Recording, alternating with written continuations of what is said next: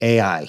It's everywhere. It's ubiquitous. You can't turn left, right, walk up or down, enter a building, open up a book, TV. It's everywhere on the internet. Everybody's talking about AI. But you talk about that you touched on it earlier, that collaboration between technology and the human, right? I'd like you to, talk to us about the keys to that kind of partnership and, you know, maybe how our audience could best implement that. Yeah, so we're I mean, AI is not a new thing. It's been around since 1956. The same year my father was born. It's not a new technology in that sense. But then we saw machine learning, and then deep learning, and then reinforcement learning, and then things like large language models, ChatGPT, for example. And where we're moving now is into a period of what was called agentic AI.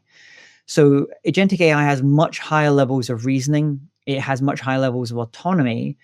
And what you start using, if you imagine this as an individual, you will have a whole company of AIs working for you and with you, and that you'll be collaborating with, and they'll be doing different tasks and doing different ways of. They think in a slightly different way from you. Every so often, one of them will come back, maybe ask you some follow up questions because it's working on a project. So I think the key that we're going to see now is some companies will do very well in this leap that we're taking, and other companies will be left behind. There's a fascinating stat. I just spoke in Chicago for a software company, and I was explaining to them like 80% of companies' AI initiatives get stuck in the pilot phase. So they never move beyond the pilot phase. So they never add value to the organization. They never help reduce costs. They never help increase the top line of an organization. So it's wasted. And if you look at the reason why that is, interestingly, only 20% of it is for technology reasons.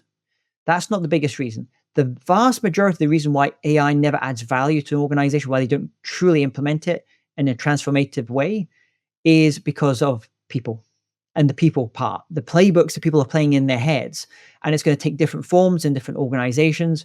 For some, it's just inertia. And like, I don't feel like I should be doing this. Other people are very worried, so they're almost going to push back because they think it's going to take my job. And so there's different ways of thinking about that. And then other people, they like the idea of being able to use it, but they're just not really sure how to play with it, how to work with it, which areas it will add value to what they do. Do you think it's a lack of imagination? Sometimes, I mean, sometimes it's just because people, they can't see what it is until they've actually seen maybe a competitor do it, or someone or a colleague using it in this way. And I think what you will find is people will essentially, those that use AI well, they split into two types. One, we term them cyborgs, and the other one, we term them centaurs. So a cyborg is simply that individual who is constantly intertwining everything that they do with AI. They're constantly refining and molding its responses. It's almost like a guitar player has a guitar, it becomes part of them, who they are.